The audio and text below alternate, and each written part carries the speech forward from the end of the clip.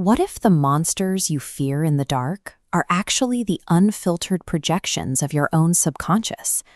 Imagine staring into a dimly lit piece of glass until the reflection looking back at you begins to twist, fade, and melt into something unrecognizable.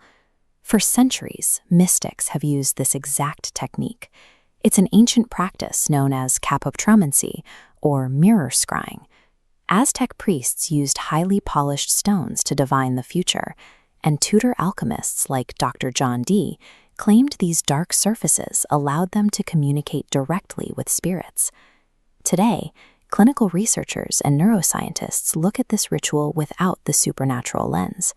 They recognize it as an incredibly precise psychological tool, a waking form of induced dissociation designed to strip away the mask of your identity and force you into the depths of your own mind. In this video, we are going to break down the mechanics of the dark mirror meditation. I will walk you through a step-by-step tutorial to properly set up the room, hack your visual system, and safely confront the shadow material your brain usually keeps hidden. Step 1 requires the right artifact. While a standard bathroom mirror can technically work, the optimal tool is a black obsidian scrying mirror. Its smooth, featureless surface and matte black finish remove distracting reflections and force your eyes to look into the depth of the glass rather than at a sharp image. This specific material traces its lineage back to Mesoamerica, where the obsidian mirror was the primary accessory of the supreme Aztec deity, Tezcatlipoca, a name that translates to smoking mirror. Next, tightly control your environment. Find a quiet room and block out all external light. Mount the mirror so it sits exactly at eye level while you are seated comfortably. Complete silence in the room is absolutely essential. Now look at this diagram for the lighting setup. You need a single dim candle. Place it slightly behind you or off to the side. The light must softly illuminate your face, but you cannot allow the candle's flame to be visible in the mirror itself. If you see a bright pinpoint of light, adjust the angle to kill the glare. We are creating this pitch-black silent space to mimic a sensory deprivation tank. By deliberately starving the brain of its normal stream of external data, we force it to cut ties with reality and look inward. Once you are seated, set a timer for 10 minutes. Relax your face, look into the mirror, and fixate your gaze softly on a single point. The bridge of your nose is usually best. Do not blink if you can help it, and keep your eyes entirely still. Here's the diagram showing the neurological mechanism that makes this work. In low light, if your eyes fixate on a specific point, the Troxler fading effect activates. Your visual neurons actively stop processing any peripheral details that aren't moving. Test it right now. Stare directly at the fixed dot in the center of the screen. Keep your eyes perfectly still.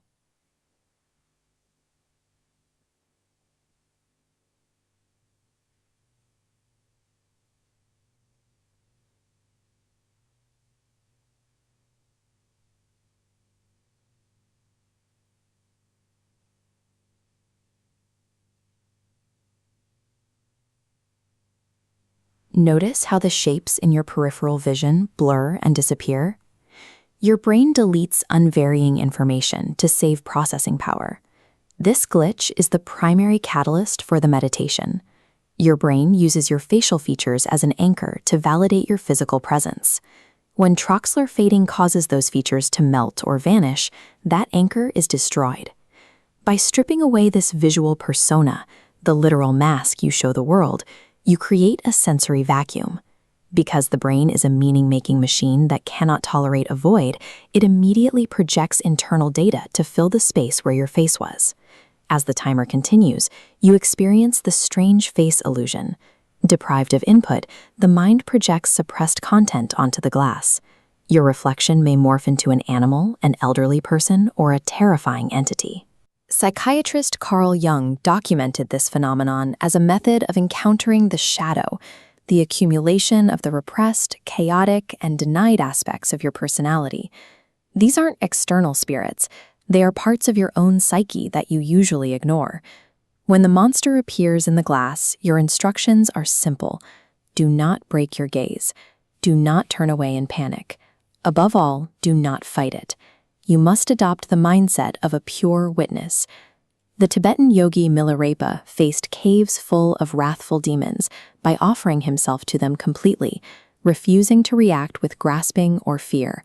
He simply watched the hallucinations occur in the open space of his awareness. The ego functions as a survival strategy that relies on reaction.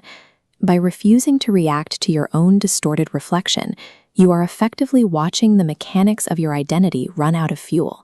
You are observing the self as a collection of mental images rather than an immutable reality. When the timer sounds, turn on the lights and immediately write down the entities you observed. This bridge between the unconscious and conscious mind prevents the ego from immediately rationalizing and burying what you saw. This ritual demonstrates that your visual persona is a fragile construct. By watching your features dissolve while your awareness remained constant, you created a temporary separation between the image you project and the witness behind your eyes. The distortions in the glass provide a visceral data point. Your perception of you is maintained by a steady stream of sensory validation. When that stream is interrupted by a biological glitch, the construct collapses, revealing that the observer is distinct from the reflection. Set up the environment, light the candle, and use this protocol whenever your social mask feels too heavy.